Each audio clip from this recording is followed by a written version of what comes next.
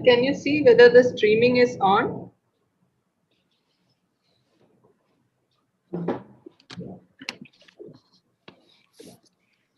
Took me some time to get in, actually. Hi. Oh, is it? Yeah.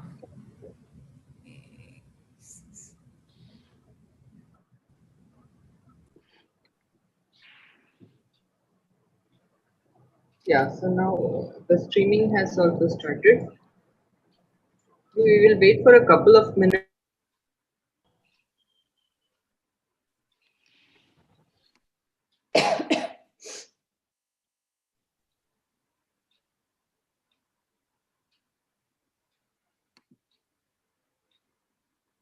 Oh, so Riddhi, I could make now co-host actually. Some of the people. Last time you were suggesting, so I've made now Nikita and Anil both as co-host. So this setting is possible now when the meeting is going on. So I hope that will take care of the problems that we had last time.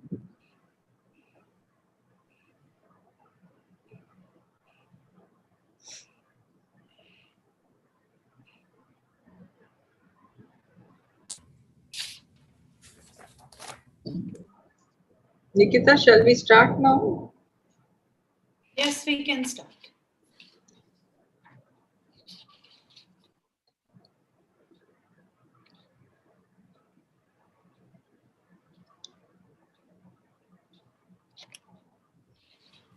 Pooja, can I start? Yes. Okay. Welcome everyone for this lecture by Professor Susanna Terracin. So we have been organizing this.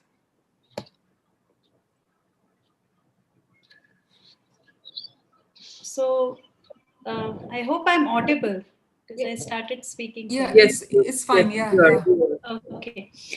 So welcome everyone to our third lecture in this series.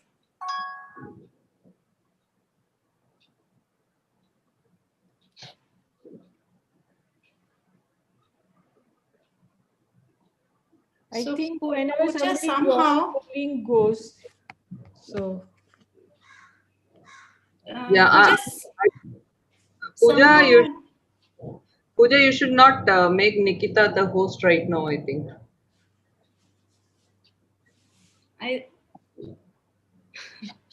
this. So I hear myself speaking. I don't know what's happening.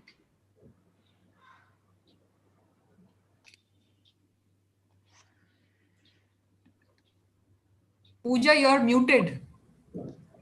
Can you see your YouTube streaming is not open?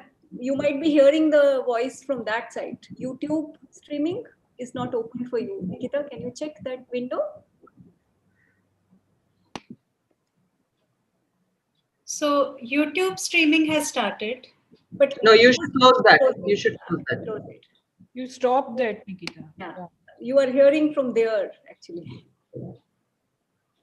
Oh, I see. Okay. Yeah, now it should be on. Okay. Okay. Well, yeah. So let me restart. Okay. So welcome everyone to this lecture by Professor Susanna Terracin. And before we formally begin this session, let me first introduce you to IWM, Indian Women and Mathematics. It has been in existence for over a decade now, but formally since 2016. IWM is funded by National Board for Higher Mathematics, Department of Atomic Energy, Government of India. And also we receive support from Committee for Women in Mathematics, International Math Union. And our first chairperson for the executive committee was Professor Riddhi Shah from JNU. And since last year, our chairperson is Professor Neela Natraj from IIT Bombay. So IWM organizes several activities at local, regional and national level. But due to COVID pandemic, we could not organize any of our activities since March. So we decided a few months back that we should nevertheless have us connected with all of you. So we found this medium where we organize these visitors talks, and they are mostly towards the end of every month. This is the third in the series, and we plan to continue this for some time till we are able to organize physical activities. So before taking much more time, so let me formally introduce Professor Susanna Terracin. Welcome to you. So um, so those who work in this area need no introduction, but for the benefit of others, let me introduce Professor Terracin. She is from University di Torino, and she works in chaotic and complex patterns in dynamical systems, including the n-body problem, reaction diffusion systems, and the Schrodinger equation. She along with several awards that she has received, I will only list a few. She is the winner of 2002 Vinti Prize, a prize of the Italian Math Union for young researchers in mathematical analysis. In 2007, she won the Bruno Finzi Prize, and she was also awarded the ERC Advanced Grant in 2013. And recently this year, she was announced as the winner of the Julius Shorter Medal, which will be awarded next year. So Professor Terracin is going to discuss some of about her research, some of the problems that she works on. And before we start the talk, I'll just make a few announcements, even though I think host has the control over keeping everyone mute. But still, we make sure that your mic is muted and your video is turned off. So we are streaming on Zoom as well as on YouTube. So if you have any questions, you can post them in the chat box here, or if you're watching it on YouTube there. And if there are any questions that you would like, clarificatory questions during the talk, and if you feel they are urgent, you can post them in right away, and I'll take it to the speaker. Otherwise, we will have a good session of question answer session in the end. And after the talk and technical about women in math and mathematics in general, and we will have the floor open for discussion. So let me formally welcome Professor Terracin to begin her talk. Thank you very much for this introduction, Nikita. I'm very happy to be here with you, even though not physically, but these are hard times for everybody. So I really hope that we will be able to meet in person as soon as possible. And okay, so what I'm going to share with you this is morning for me, are some recent results and problems related to a specific mathematical phenomenon called segregation, which concerns the interactions of species and the insertion of free boundary problems. And okay, so let me start with some motivations. There are different models that bring to the type of analysis I'm going to share with you today. And well, the first, maybe the also the most popular, is our competition diffusion systems. So you have a number of species which have some density UI, which are diffusing in some territory with a spatial diffusion law, which is rather rather usual in this framework of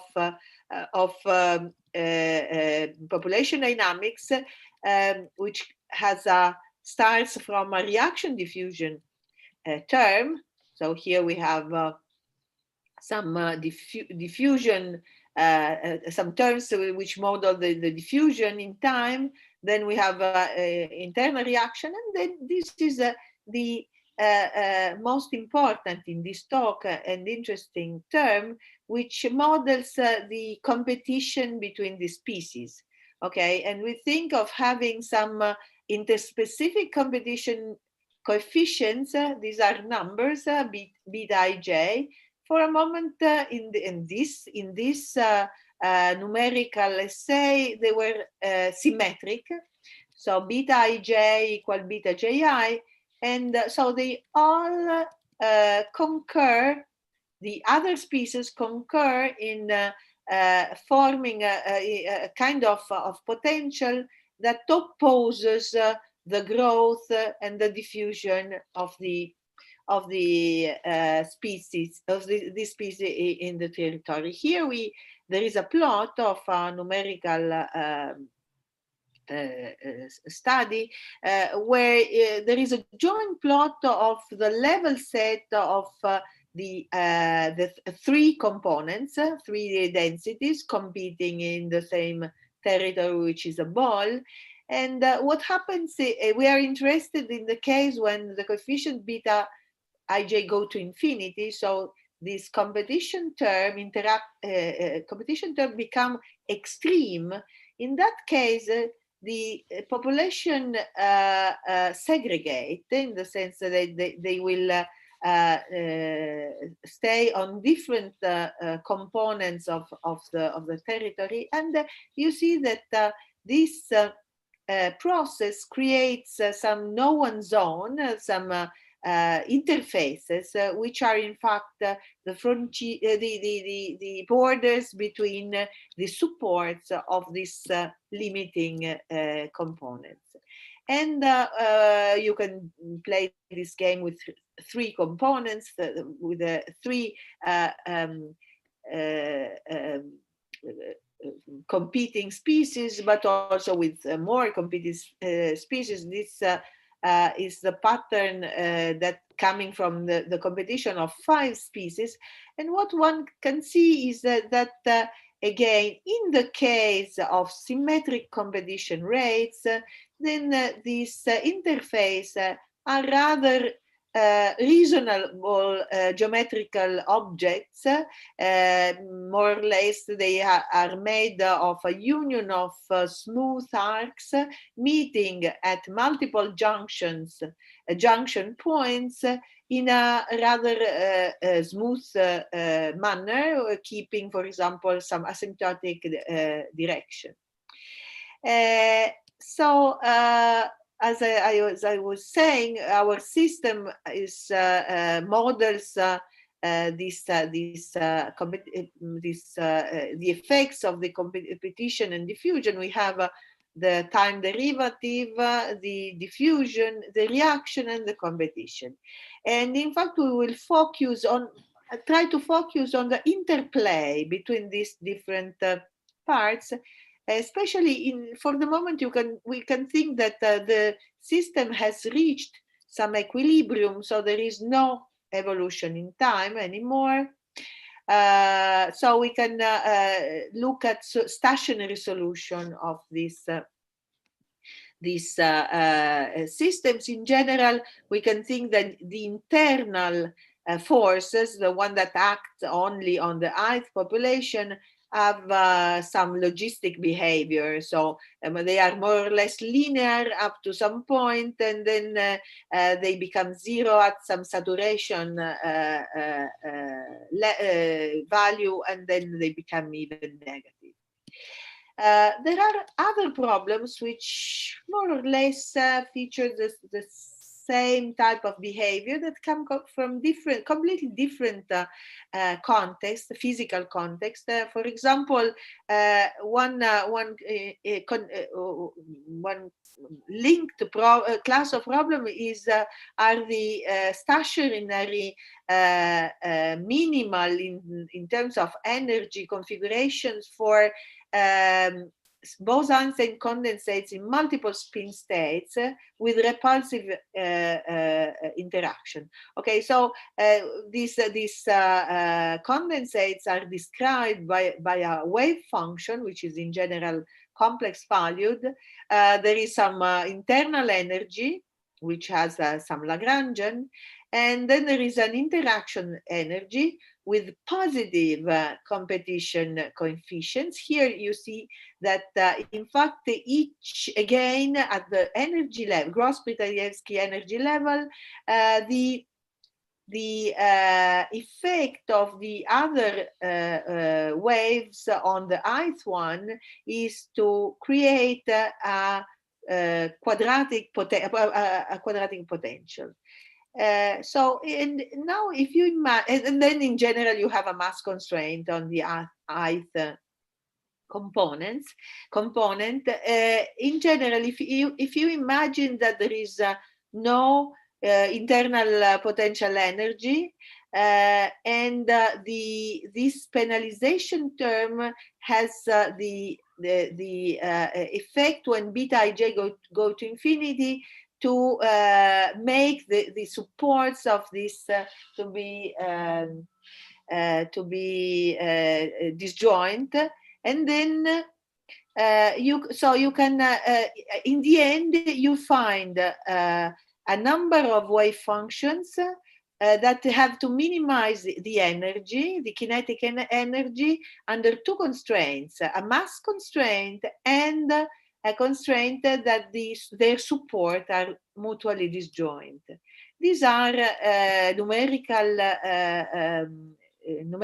experiment made with 2 components, 3 components, and so on, in this paper by Chang Lin. And if you, in fact, there is another way of considering this problem, which is related to optimal partitions associated to eigenvalues. So you wish to minimize a certain combination of the first eigenvalues of the domains of the subdomains of some partition. And here you see the patterns emerging by numerical experiment by Bourdin, Boucourt, and Doudet, and Bogosel and Bonailly-Noël, with different big domains. So you have K cells. You take the first eigenvalue of each cell, and then you combine all together. For example, in a sum of this way, and you minimize with respect to the possible partition. And then you can play the game of having more and more cells, and then you see the emergence of not only regular partitions, but let's say basically hexagonal partitions, and this is in fact a conjecture. And you can play the same game with not the first eigenvalues, but higher eigenvalues. So what I'm going to say is, in fact, at the interface of different models, and so it may have a number of applications. So let's go to the first model. So the stationary solution for densities of competition diffusion systems with this kind of quadratic potentials, and then I will take a fixed matrix Aij and multiply everything by a single parameter, and this single parameter will go to infinity. Okay, so now we have the diffusion, reaction, and competitive interaction. And we address the following questions. What happens when the competition parameter goes to infinity? Is there a common regularity shared by all solutions? Can we expect convergence to some limiting profile? And what is the regularity of this limiting profile? And what is the regularity of the common nodal set? So the interfaces between these supports. Let me spend a few words about segregation. We say that there is segregation. A family of solutions segregates if there is some, if there is convergence to some limiting profile, convergence up to subsequences. This limiting profile is a vector of components which have the property of vanishing, that their product vanishes at every point. So there cannot be alive more than one component at a single point of the domain. This is an exclusion principle. We will talk about disjoint supports.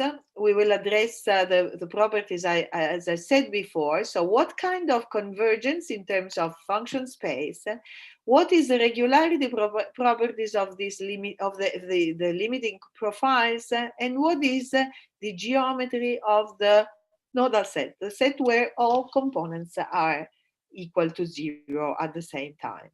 And this has been studied by a number of authors, more or less divided in different teams, including myself and my collaborators, Vey and Vet, let's see, people connected with Caffarelli, Kayan, Roquejoffre, Kitalo, Patrizzi, Denser, Du, Wang, Kelly Wang, and Zitao Zhang, and Domingos, Norris, and Ramos. What happens when there is segregation? Well, in one dimension, you can depict the situation this way. You see that there are solution of the, you take the solution of these systems, this system, you have, let's say, the vanishing boundary condition, and you see that they will converge to some profile where U1 occupies a part of the domain and U2 another part. In this case, the let's say the structure of the interface is expected to be trivial. It is just one point. But when we go to higher dimensions, then we see the emergence of true free boundaries, and these free boundaries, as I said before, they involve curves, so regular curves, but then there will also be and might be some clustering of this, some intersection of these more than two curves forming a kind of clustering, and which will be also the object of our analysis. Okay, so now let's have Professor Terracin, if I may interrupt, there's a question by Professor Vijay Lakshmi. Why is it called a nodal set? Why it is not? This is interesting. Well, because I'm not going to actually to deepen this part, but these interfaces are connected with the nodal sets of solutions of Schrödinger equation, and they will. I will elaborate a little bit on this in one moment. So, which nodal set is in fact the zero set of the normal modes of vibration of a brain having this domain. So, if you like, they are in fact, if you put, let me go in a moment to this analogy, okay? But there is a strong analogy and even more. Okay, but now let me focus on what is on the right hand side of, or in the left side hand side of this equation. Okay, the simulation I showed you were concerning a case where the interaction is quadratic. Okay, is a polynomial of degree 2 in the components, and the coefficients here are symmetric. But if we go to the Euler-Lagrange equation associated to this minimization of the gross Pitaevsky energy, then you see that the equation is similar. Well, the UI are complex, and here you have a modulus, but basically, but what changes is that you have a polynomial of degree 3 in the components. Okay, and again, these coefficients ARJ are symmetric, and this has a variational structure, which is always something useful to many in many extents. But then you can consider, of course, and play with models where these competition rates are not symmetric. I have to say that this is a very common situation where the aggressivity of the jth population against the ith may be higher or lower than the reciprocal. And then you can, of course, you can consider more complicated models where you can have different exponents. Here, you can also change your diffusion rules and go from standard diffusion to anomalous diffusion involving fractional powers of the Laplacian. And again, this type of problem will have a variational structure in some cases, and which always require the symmetry of the matrix Aij, but also specific values of the exponents. And then we could also think that this competition takes place at a distance, for example, some shooting distance, by inserting some convolution with the characteristics set of the ball. Or you can also change and have different diffusion for the different components, and this also makes sense in some cases. And then I'm not going to discuss all these questions, all these problems, but the basic questions are whether does the particular expression of the interaction matter when you let the competition go to infinity. For example, can you see a difference from the quadratic to the cubic interaction? Is there some variational principle also for the limiting profile, either that which is inherited, or a new one? Do the diffusion rules matter? And what is the possible role of distance? Okay, so let me spend a moment on the pointwise interaction in the variational case. And well, you can try to play this game. You associate to each population one Lagrangian, and then you minimize the sum of all these Lagrangians under the constraint that the supports are disjoint. We'll call a vector of k components to be a segregated states if the supports are disjoint.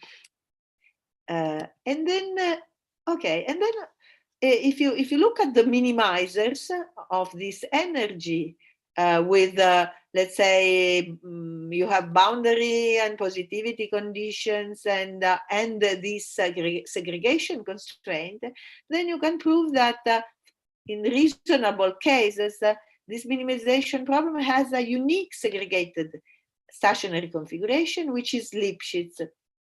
And the nodal set is made up of two parts. A regular part, which is a collection of hypersurfaces of class C1 alpha, and a singular set, which may have not a good differential structure, but which is small in the Hausdorff dimension. The Hausdorff dimension is less than the dimension of the space minus 2, and in 2 dimension is a locally finite set. Moreover, we have that at the regular part of this nodal set, there holds a reflection law. In fact, these are points where there are only 2 of the components which are active. They will vanish both from different sides on this line, and the 2 gradient must be equal at each point. And in 2 dimensions, these are lines, and at the multiple clustering points, these curves, the nodal curves, enter by sharing the angle in equal parts and keeping a definite tangent. Okay, so we have this equal angle. Okay, now let's take a Schrödinger equation on the same domain, and let's take a potential which is reasonable, for example, at infinity. And let's look at the nodal set, so the 0 set of this solution. And well, this 0 set has in fact exactly the same properties as before. It has a regular part, which is simply the part where the gradient of u is non-vanishing, and a singular part, which is the rest, and has which is low in dimension, and also in 2 dimensions there are all the other properties that I stated before. Okay, so there is this very important analogy between the structure in a geometric measure sense of the nodal set of solutions to the Schrödinger equation, and the interface, the 0 set of our segregated minimal configurations. Okay, and now we can continue and say, okay, but we can see this problem, this constraint minimization problem with the segregation constraint as again a singular limit of the problem of minimizing energies with a penalization, a smooth penalization term when beta is going to infinity. Oh, here you cannot see the Aij, because when they are symmetric, you can actually absorb them. So if you like, you can have some Aij which is a symmetric matrix. And if we minimize, or we consider the critical points of this functional, and we let the parameter go beta go to infinity, then we look at the Euler-Lagrange equation. Okay, just to simplify things, I erased here the reaction term just because it plays no role. So you can have it or not. You can. So it has no role in what happens. And then you consider now this problem. So if you like, you can add this Fi of Ui.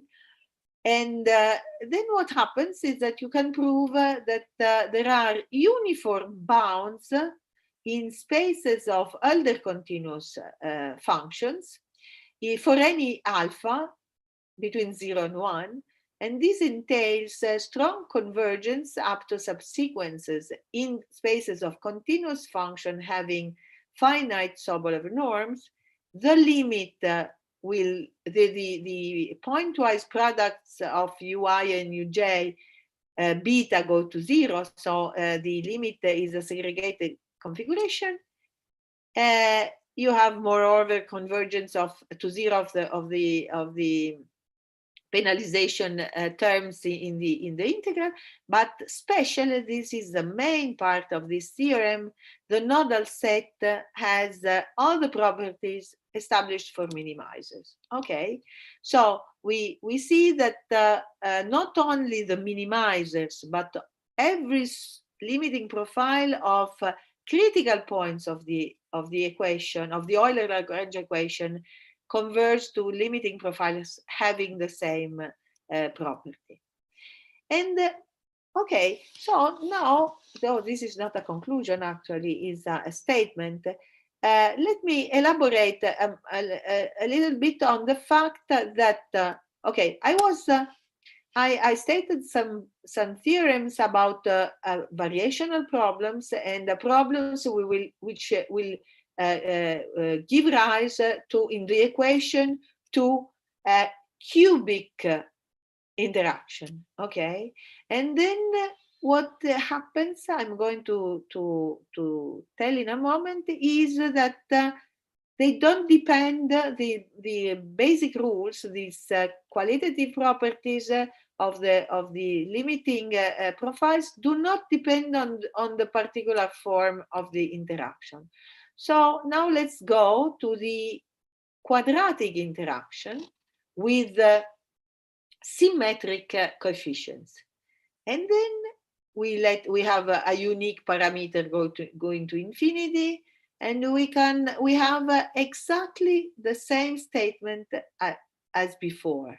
Okay, but now this is not related anymore to the presence of a variational structures of some potential. It's just a matter of fact that the limiting profiles in this case share the very same qualitative property, the very same features as the minimizers and the critical point in the variational case. So you see, you have the very same problem, very same statement with the power 2 or with the power 1 here.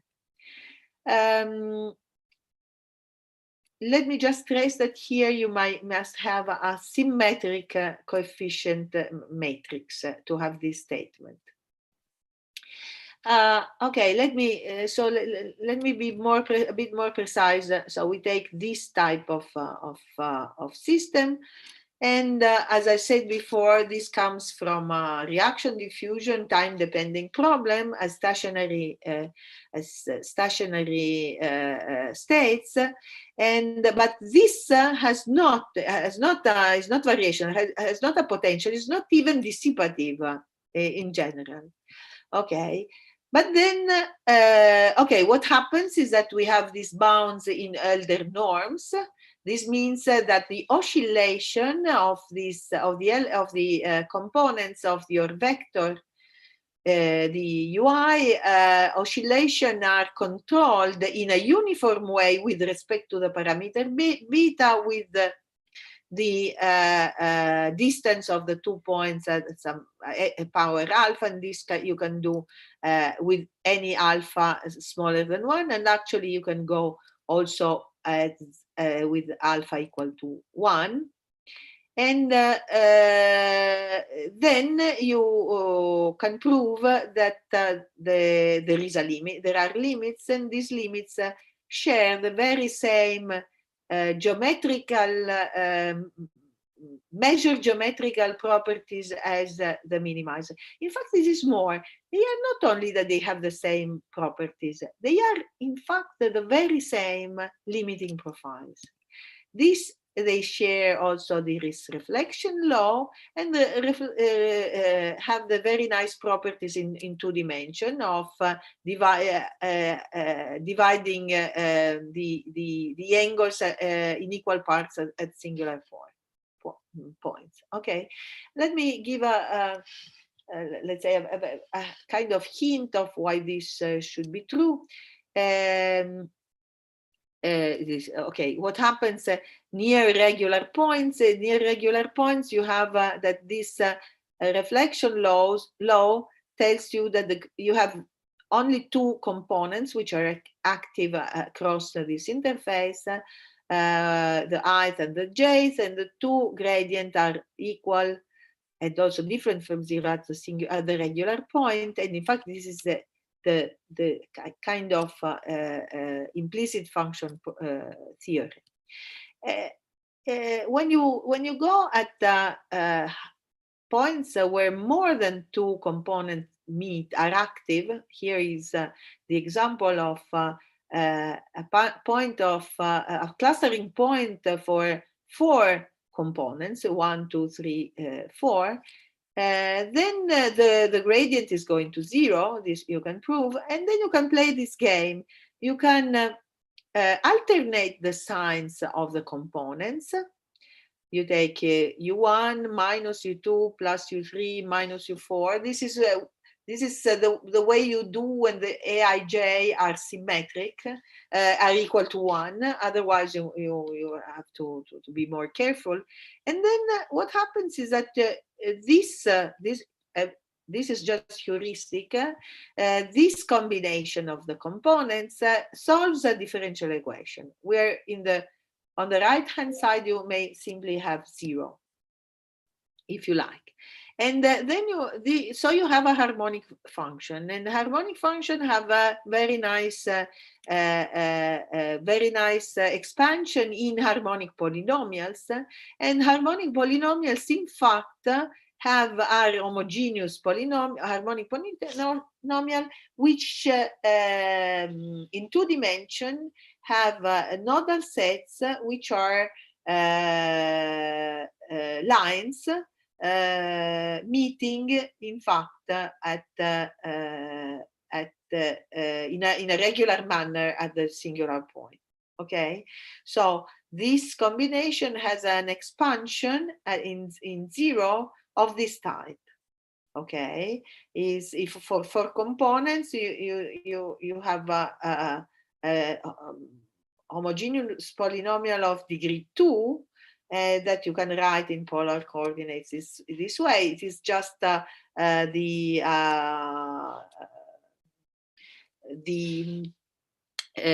real part of z to the square. Okay, well, let's go now to the asymmetric case. Let's see what happens when we change Aij into we change a matrix in a way that now it is not anymore symmetric. Well, you find there are things which are, let's say, formally similar. For example, the reflection law. It is now a weighted reflection law, where it's a law of proportionality of the gradients at the interface with a combination which involves the ratio between Aij and Aj. Okay, some things are similar, but let's see how this new reflection law reflects on if we try to play the same role as before. Well, first, if we want to have a smooth join between two components when you change sign, you have to multiply by this ratio between the two corresponding values of the interaction matrix. So when you reflect across the boundary between U1 and U2, you just multiply with this, and then you will have a smooth object. You do the same at the border between U2 and U3, and you have to multiply again with this ratio. You do again, and then you end up in this component U4, which is not anymore joining smoothly with U1, okay, because you have this this factor here. So there is a kind of force pushing or this boundary from one side to the other.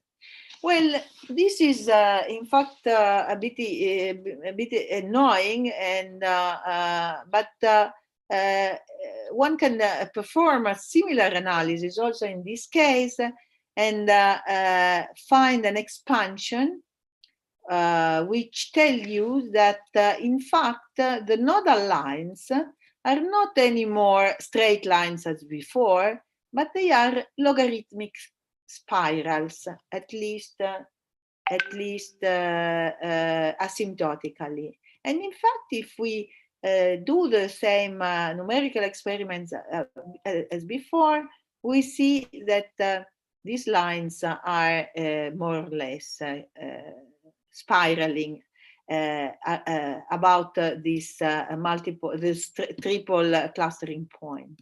Okay, so this is what we could prove in 2 dimensions.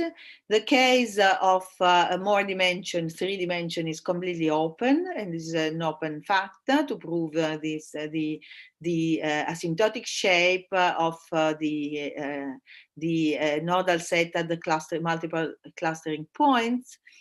But there are few observations we can do. Okay, first, we know that this type of interface can never happen for variational problems. So the limiting problem is not an energy minimizing configuration for no Lagrangian type energy. However, there are nice features of these solutions. Singular points are in any case isolated and have a finite vanishing order. The vanishing order there are quantized, and the regular part is smooth. Okay, now let's go back to the time-depending problem. Well, here you see, here we have found some asymptotic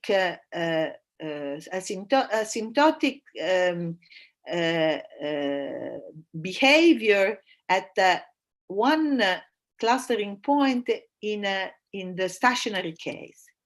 Now let's go to the non-stationary case, to the parabolic problem, and let's in fact have a true time dependence. Then it has been observed by authors which were doing some numerical experiments that in fact there was the occurrence of spirals, but these spirals usually were not fixed spirals, so they were not but they were rotating spirals. Okay, so let's go hunting rotating spirals, and we use use a complex notation in on the plane. So we wish to solve this type of equations, and actually we wish to go to solve the problem with beta very large. Okay, and for the limiting profiles, and also we can assume that the component UI is actually the components are form a rotating wave. Okay, so there is a fixed profile, a fixed vector of functions V, such that UI of Tx is equal Vi of the rotated of the point X of an angle Wt. So the whole system is rotating in with a fixed angular speed in time around a point. Okay, and if we wish the UI solve this problem, then you find that the Vi must solve a similar problem where now the time derivative is just a transport term which transports the V around the rotation, the infinitesimal generator of the rotation. Okay, and now we try to pass to the limit when beta go to infinity, and to find this the limiting profiles for this equation. And in fact, we were able to do this and to find, in fact, for every omega, a big set of rotating waves, which in fact have some nodal set intersecting at the center of rotation, and this nodal set is asymptotically given by rotating by spirals. Then the spirals are rotating as well. Okay, and in fact, let me show you some movies. Okay, this again is an experiment we have done, a numerical experiment solving the parabolic equation with a logistic term and very large competition parameter. Okay, here you see the first population, the second population, the third population, and so on. And then you can try with more complicated patterns, initial data, and this will give rise to more spirals. Okay, this is population 1, population 2, and population 3. This gives rise to nice patterns. Okay, but what I would like to draw to your attention is the fact that there are now more spirals, and these spirals are very stable objects. They are not destroyed, and they somehow interact in some way. And in fact, this can be seen also in this simulation. Spiral waves are very nice and complicated objects, which are appear rather surprisingly in different models. Have been studied in an extensive way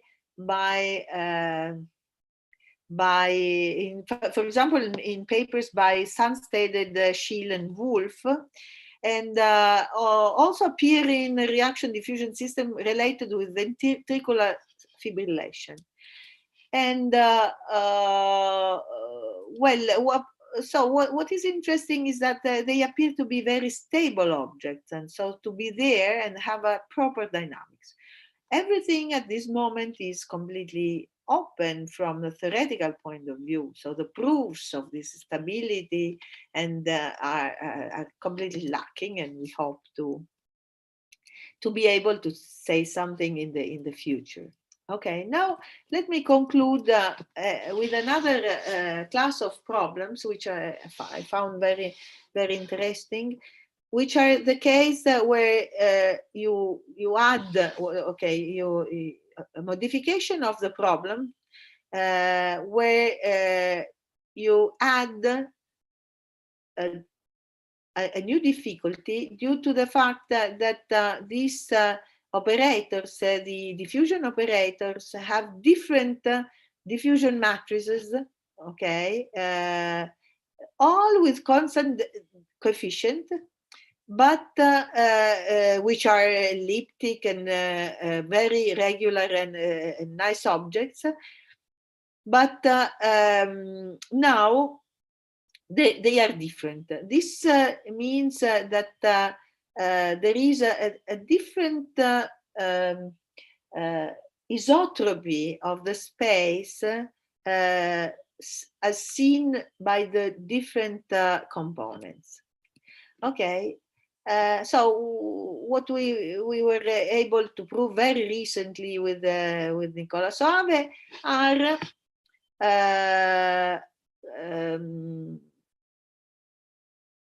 uniform bounds in Hölder norms, but not anymore for all exponent less than 1, but up to some exponent which is possibly small, which depends on the different matrices which are come into play in a different way. Anyway, having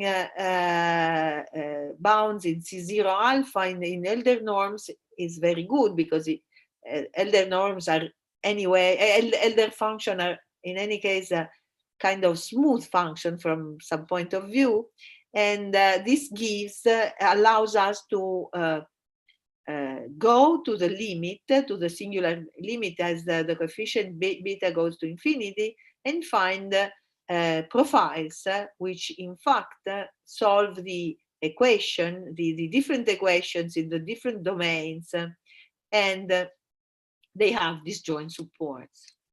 Okay, so again, in this case, we find these limiting profiles. And now we try to understand what are the rules for the segregation for the nodal set for this new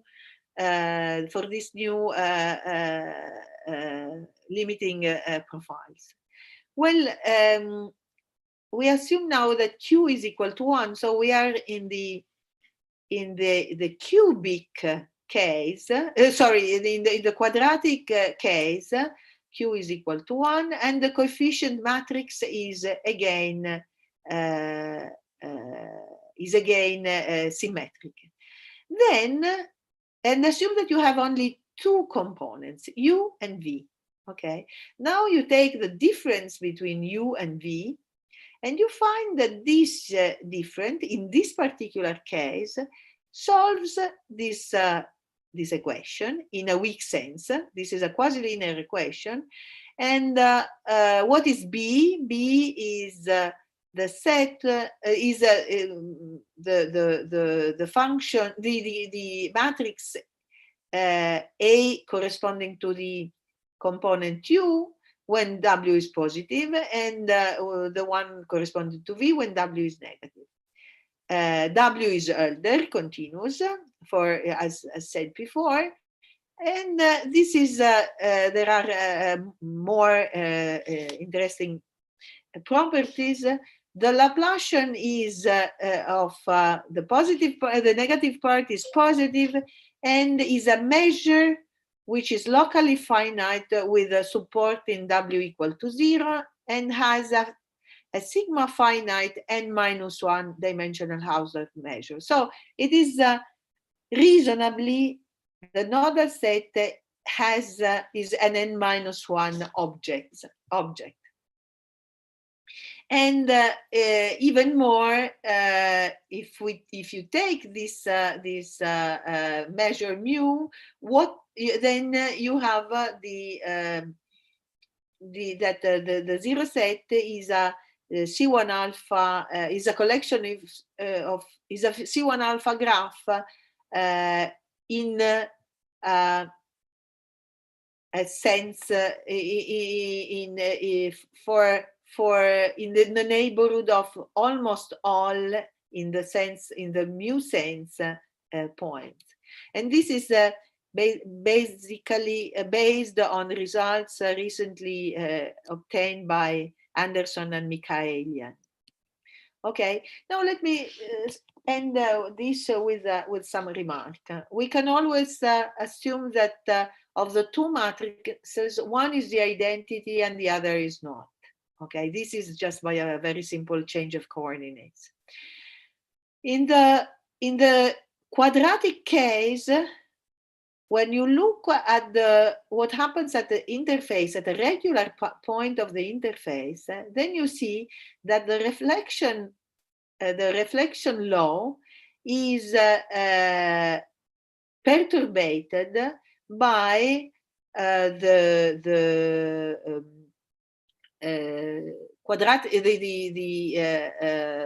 weight, which is in fact the length of the scalar product A nu, where nu is the normal to this nodal set. Okay, this can be seen in reasonably easily by an integration by part. Okay, so when you have these quadratic interactions, you have this reflection law. While when you consider this, when you consider the cubic interaction corresponding to the exponent q equal to 2, then you find that the same reflection law holds, but now the proportionality for the reflection, the factor for the reflection is the square root of that before. So you see that in this case of different operators, you see a different reflection law which inherits the differences of the models they were coming from, of the type of interaction. Now you are in the singular segregated limit, so you don't see the interaction anymore, but you see them inherited by the fact that there are different reflection law. Okay, now I think my time is over, and I am very happy to share with you this, having shared with you this mathematics. As you see, there are many open problems, and so everyone is welcome working on this, on some of these open questions and conjectures. Thank you very much. Thank you very much, Professor Terracin. Maybe we can unmute and applaud for the speaker.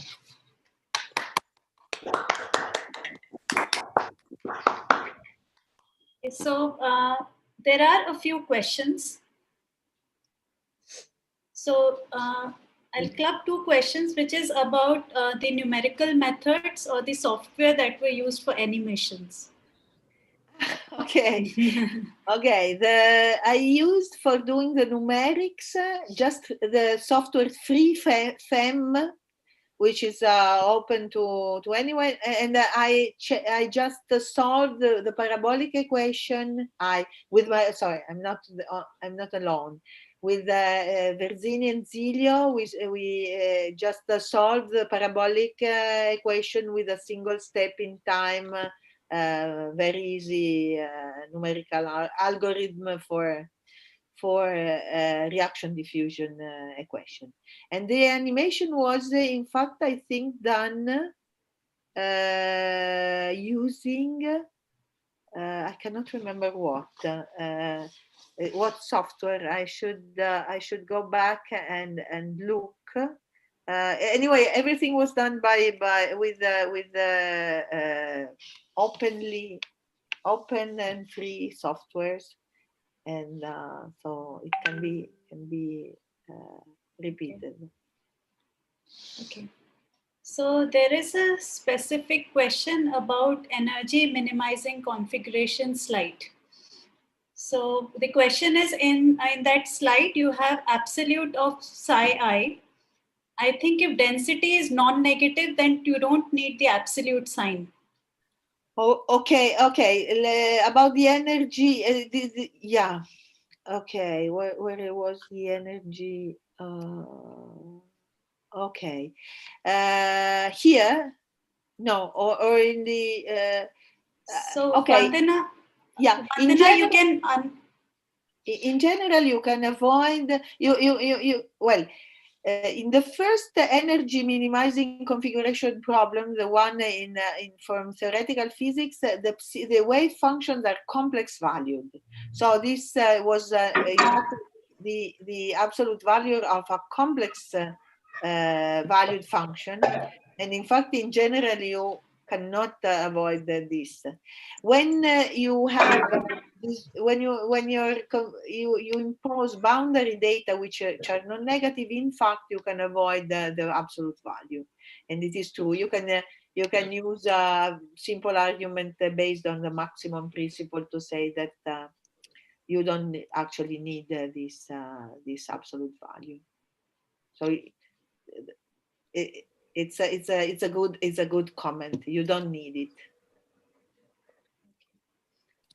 Okay, and there's another question, which is, are you using quasi-positivity condition for parabolic problem to obtain non-negative solution? Okay, this is connected with the previous one. In fact, for the, okay, let's say for the, let me go to the parabolic equation. Okay, and if you look at this parabolic equation, you see that in fact positivity is preserved. Okay, under reasonable condition on this function fi, and so again you can take advantage of the maximum principle for parabolic equation and use positivity, but they are not. The point is that when beta is fixed,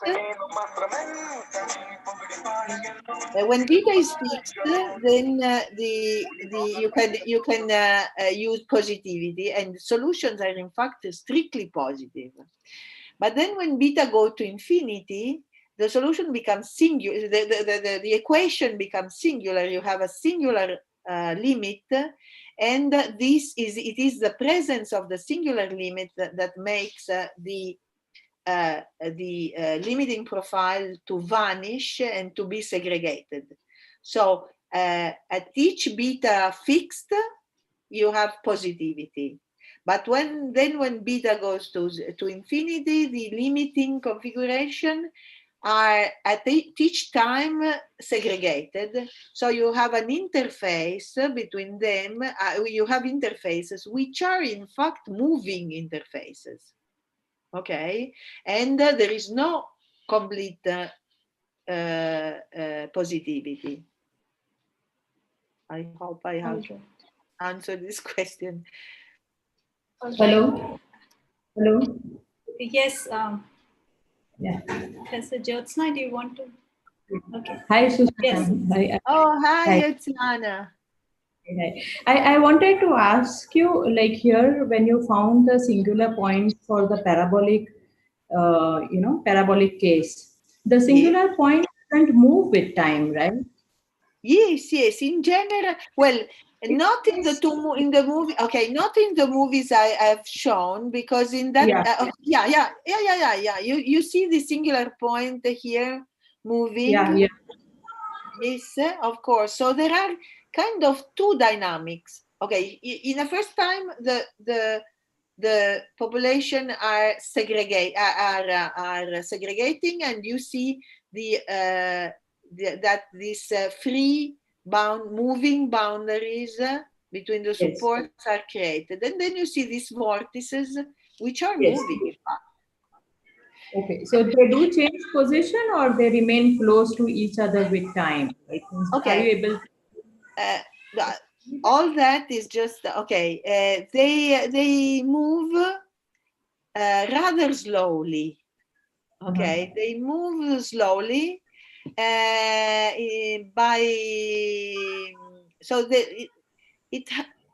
there is somehow kind of two speed dynamics. The vortices are moving very, very small, slowly compared with the angular speed of the curve. I also have I had some okay. For example, this is a non-symmetric. It's another simulation, and you see that in fact these are various vortices which are kind of moving slowly, but they continue moving in general. They are not stationary. So they are allowed to move in their positions. That's what you mean, absolutely, right? they do move. In fact, in our simulation, they never stay fixed. But in the case when you have one single vortex at 0, and then in this case doesn't move. The first, okay. This case. Yeah. Yes. In this case, but this is by symmetries. Everything is very symmetric, so all the symmetry keeps the vortex fixed at the origin. Okay, fine. Thank you. Professor Ajit Iqbal Singh, would you like to unmute and share your comment?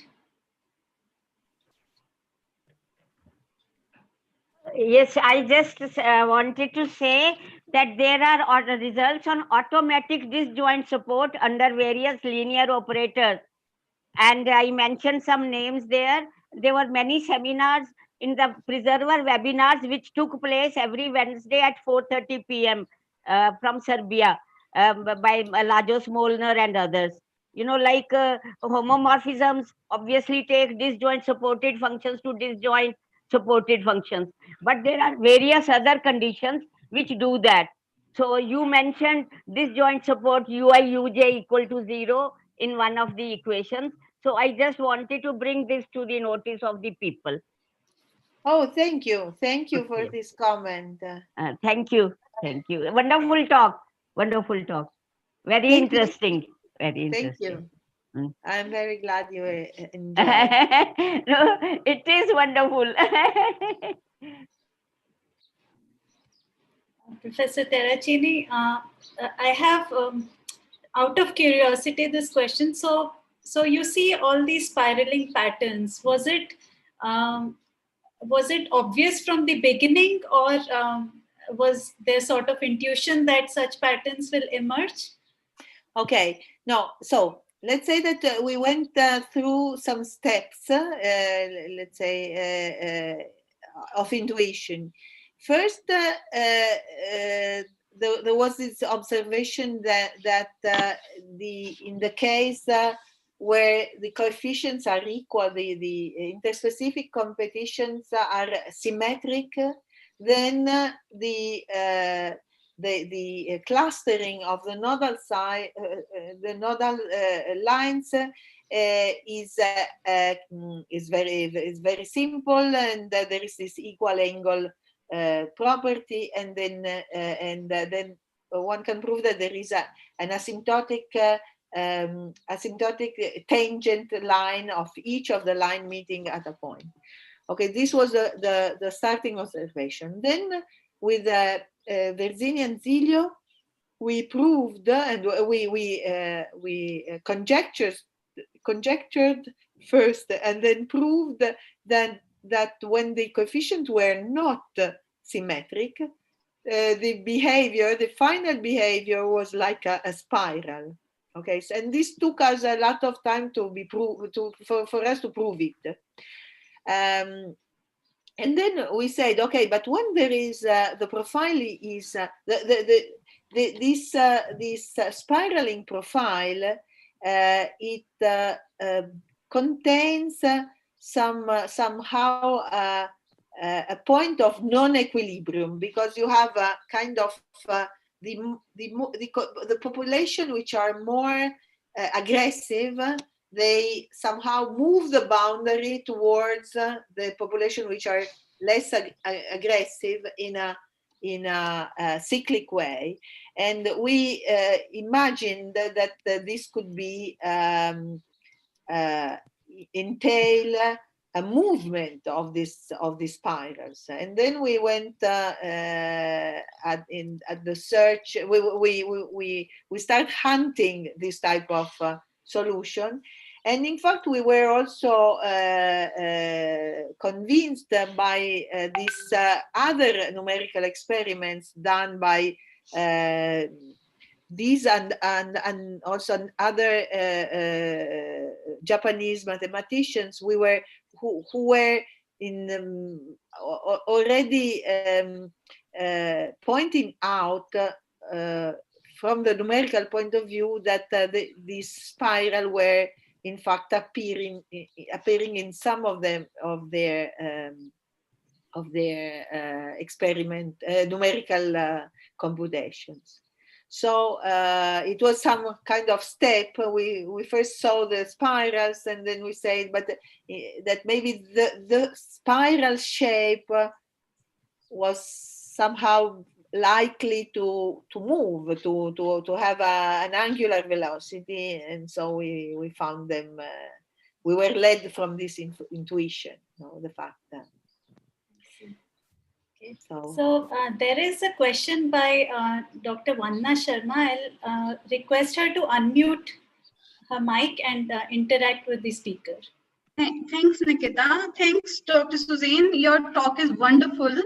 I would like to ask a quick question. Is there any literature for optimization? Vandana, can you repeat your question?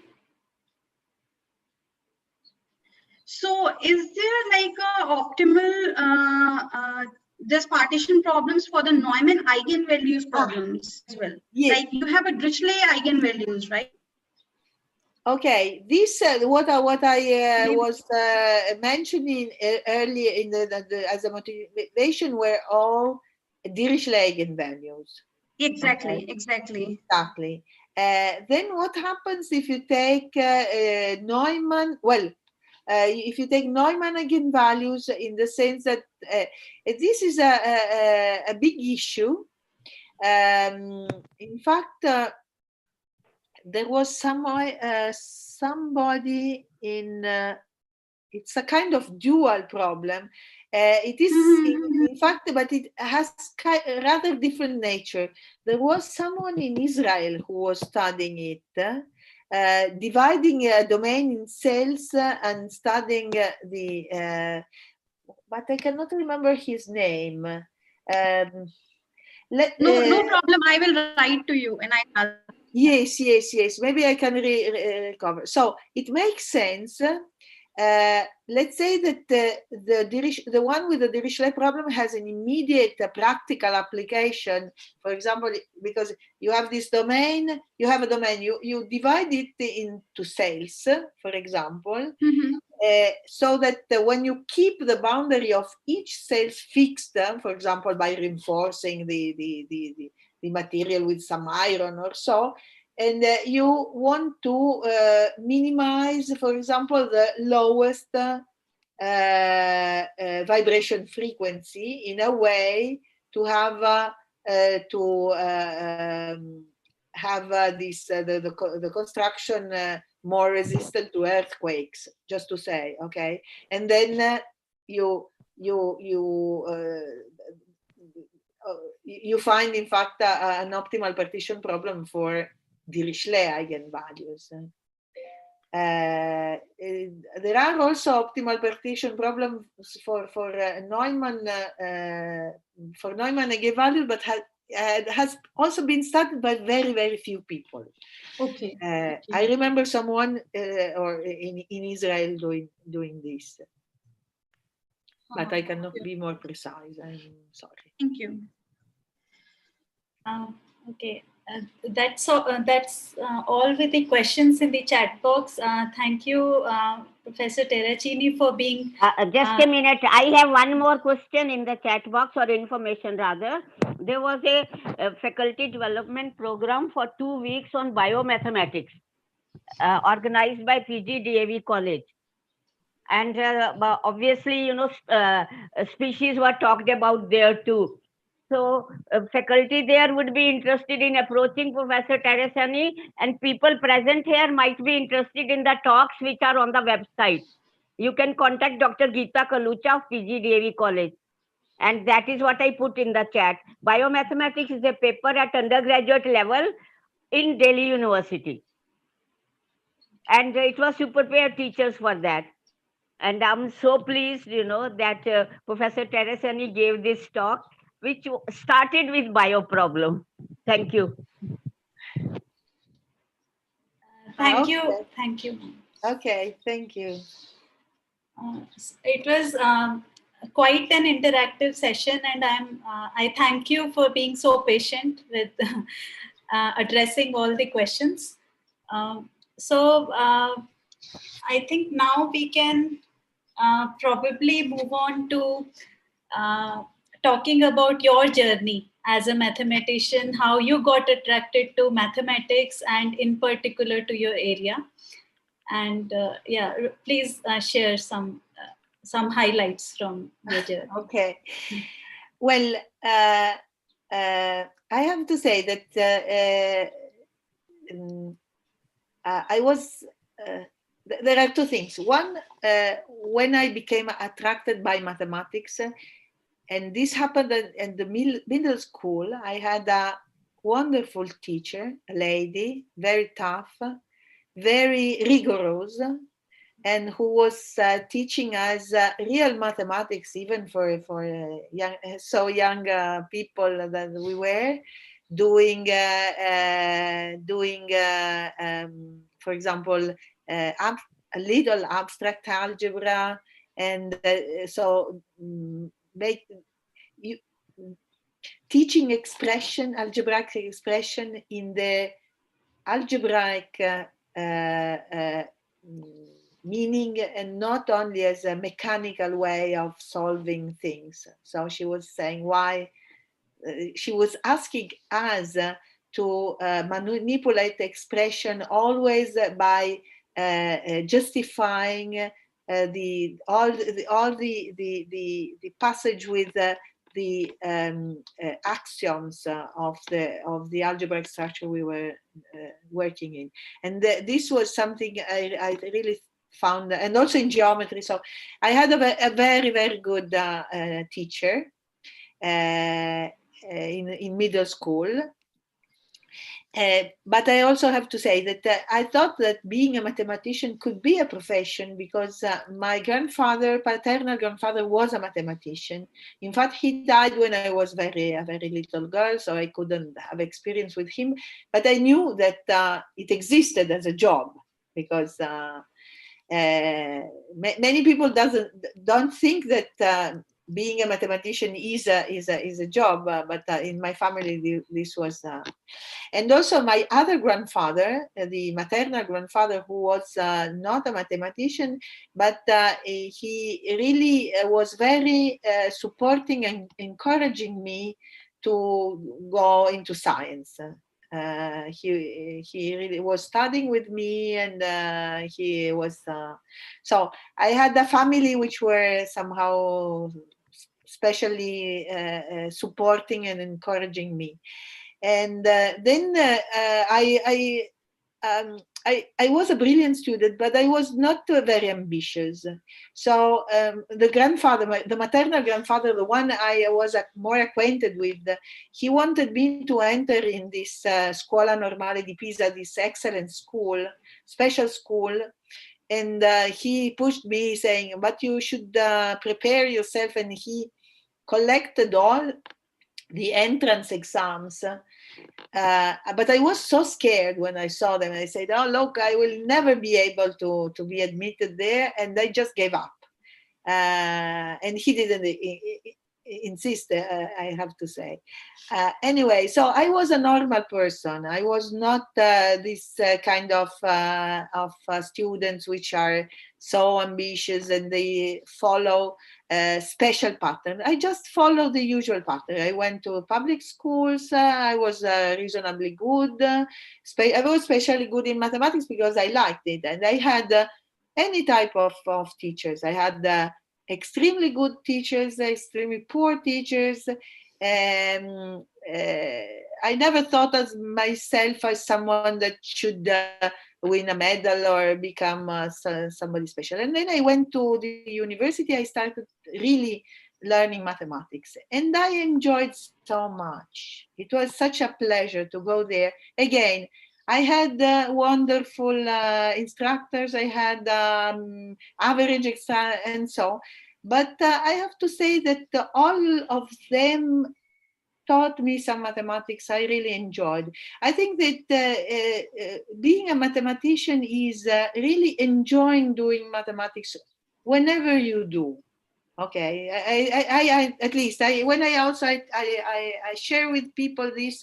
I have had the opportunity of meeting wonderful mathematicians. For example, I went to study to New York, and I was studying with Louis Nirenberg, who was a really wonderful mathematician and person, and he really liked it. I think that when you see whoever teach you some new ideas you haven't thought of is sharing with you some mathematics, and this is a joy for both. Okay, so I like teaching mathematics. Okay, so I graduated from the university. I had an advisor there, a lady advisor, who was a very incredibly shy person. She never, and shy and also a bit stiff, but so she was not very warm in her everyday life. But when she was teaching and talking of mathematics, and she was really participating in something with the people. Okay, so I just then I was admitted at this PhD school in Trieste. And then again, I started becoming acquainted and being in touch with some new mathematics I didn't know, variational methods, nonlinear analysis, Sobolev spaces, degree, topological degree, Lereshauder degree, and so. And then I went to Paris, working with Ivar Rekeland, who was a prominent mathematician and who is now retired. And then I started working. He was working in Hamiltonian systems and mechanics with variational methods, and it started with the n-body problem. And but then there are many different problems that attract me, and I think that what is also nice of mathematics, that gives you paradigms that are really very natural and arise in many contexts in nature. Okay, so there are even sophisticated and formulas. For example, there are these monotonicity formulas that one can use both for studying the interfaces of the competing species in this case, and there are other which are very much connected that may be helpful when you want to study the total collapse of a gravitational system of n-body. Okay, so these are completely different contexts, but you see that there is a common thread, mathematical thread, that can bring you from one problem to the other. Okay, this monotonicity formula usually rely on spectral facts, spectral problems. So then you can go to try and find what is the origin of these formulas from the spectral point of view. So I don't know. Is also these are. I think that there is really some universality in mathematics. And this universality is something we human beings have inside us, and in fact is a way also of connecting us as a human beings. Okay, so this is what I really find wonderful of mathematics, and I also try when I teach. I try to communicate and to connect with students in showing them this. I have to say that sometimes I don't succeed. Many times I don't succeed. We are all equal. We don't have superpowers in general. Our job is frustrating, both from the research point of view. Many times I'm not able to proceed to advance on problems. I don't find the tools, and so many times I am not able to really communicate with the students. This is also a problem. But so there is some frustration, but there is also a huge amount of joy. Okay, this is more or less my story. Wonderful, wonderful to hear this. There is a question by Professor Ridhisha. Did you face any obstacles, hindrance during your career as a woman in society or in the workplace? Okay. The answer is more or less yes. At various levels. I said I had a very supporting family. So for my studying, not everyone has, but this was very helpful at the moment, at the beginning. I'm a very independent person as my research. And this was maybe caused some problems at the beginning of my career, because sometimes my advisors, okay, I had this first advisor who was a lady, but then my other two advisors, one for the master, one for the PhD, were men. I think they were kind of scared by my independency. Okay, so they were not really, or maybe they were scared that I would be disappointed when my ideas would fail. So it was not easy to have a good interplay with them on my point of view. But also I have to say that being very independent, I just worked alone all the time. I had,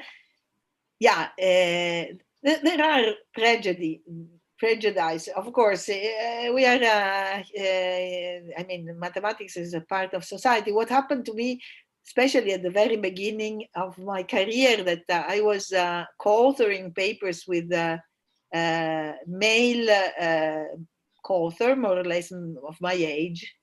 And they were all the time invited at conference, and I wasn't at the beginning. Okay, it was clear that they were the leaders of our groups, and I was not. And also, I had to face some difficulties, and in fact, it is what is difficult is to find a balance with the scientific environment that should be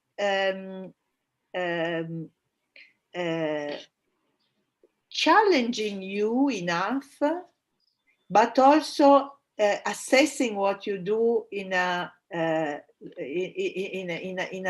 serious and specific way. Okay, and many times towards females, young mathematician is the environment is kind of unbalanced. Oh, sorry.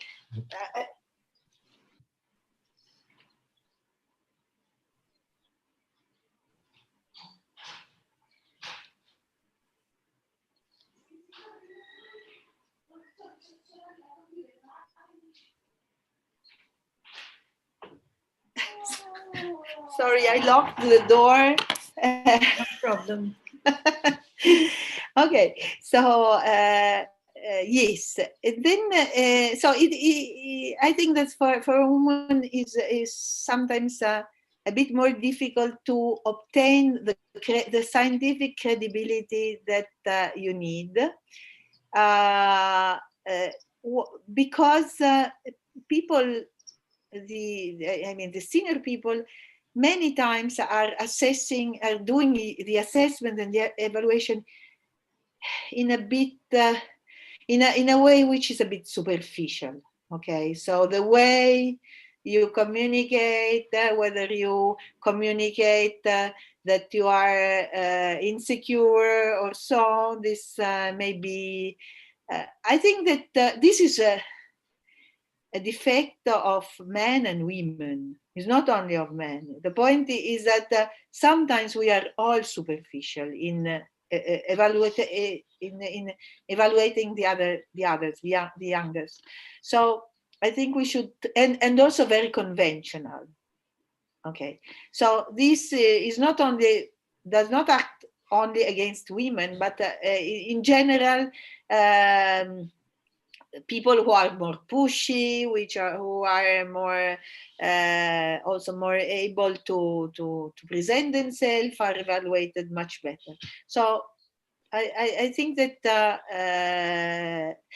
but then at some point I went to, for the last 5 years, I was somehow involved in some politics at the sense of, at the level of institution. I was hired by the evaluation agency of universities and research in Italy. And then I realized that in fact, the bias against women in the rest of the society are much higher than in science. So I think the problem is a problem of the whole society, at least in Italy. Okay, maybe I have a restricted point of view, but in fact, for a woman, especially, so you may face some difficulties when you are young, because sometimes if you are shy, if you're not very pushy, people will, if you are understated, then people will think that you are not. But then also, maybe this is even worse when you are at a senior level, because in fact there is what is called this glass ceiling. Even when you are very much recognized, it is difficult that your ideas are taken seriously from the other. It's but finally, or maybe, okay, so yeah, there are difficulties, but I think that we can slowly improve, and especially I think that when we are senior, we should really pay attention the way we are doing we are evaluating the others, men or women or whatever. We should really be less conventional, go to the core of the things, and not to be diverted by exterior facts, and try to also to make bets, to give chances sometimes to those people who are not very likely to succeed, but I mean, to be less conventional.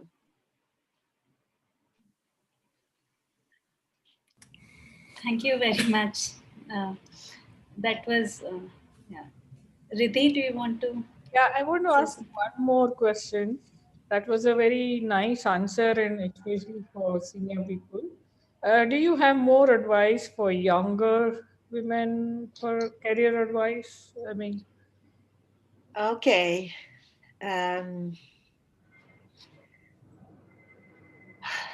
Okay. Let me just let me say a joke. I have I had many. I have advised PhD students and postdocs, and I have collaborators who are younger than me, and they always say that I give very bad advices. So I don't think so. they warn, and they warn everybody not to ask me advices, because I have not a very practical point of view.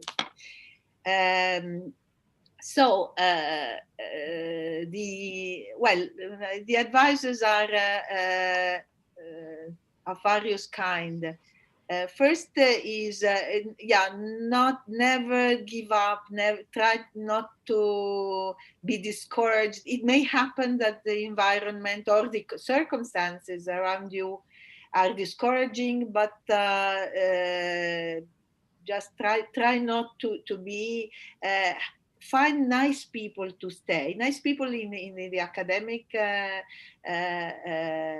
environment, groups, people you are really feel at ease with. Be careful of the and not being too much affected by competition. Now the academy is really, I think the competition is becoming too hard, too stressful, and people may really young people may become discouraged by such amount of competition that sometimes affects also the human relationships, and this is very bad. So if you are not if you don't feel well with your advisor with your peers, just change advisor and change peers. I change group. You can do it. Don't let this external weights to affect yourself. So yeah, try to find a place, people. You need advisors. You need the advisor all your life long. So choose the right one, the one you really feel good with, and choose also a group of people to stay together that are good for you.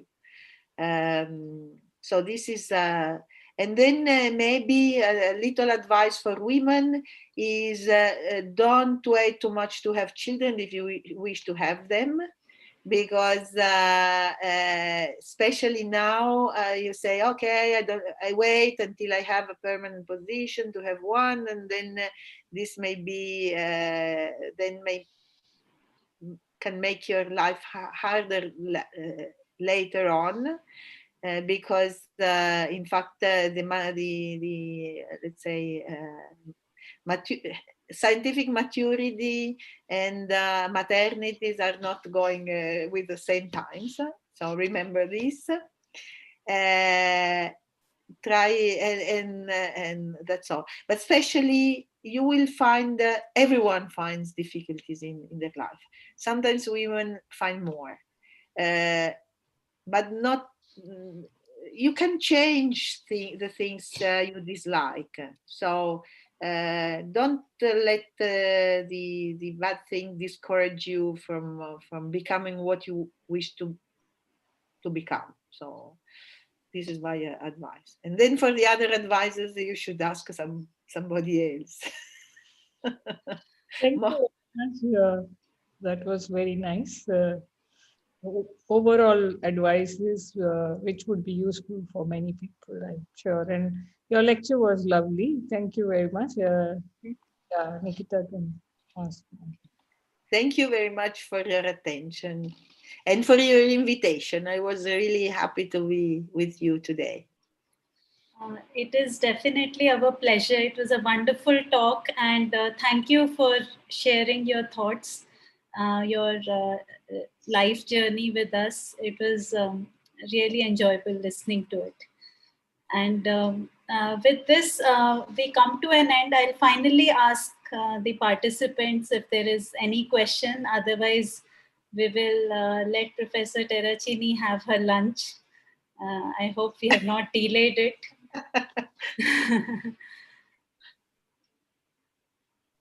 Okay, so I don't see anything coming. Let me just, yeah, so there is nothing else.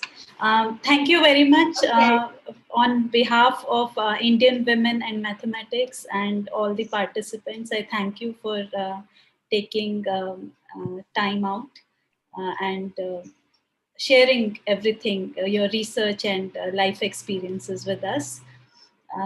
Finally, I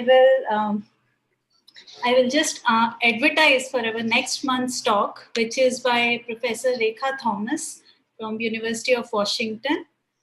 It is going to be in the morning on 21st November, which is a Saturday at 10:30 a.m. IST.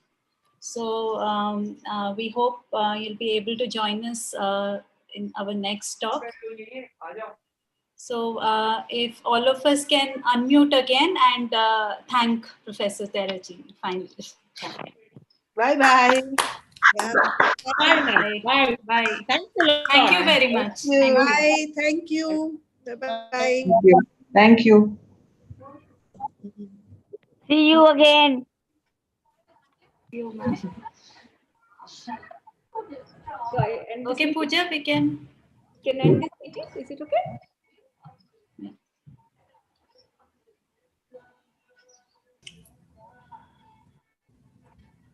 So I will end this meeting. Is that okay? Yes.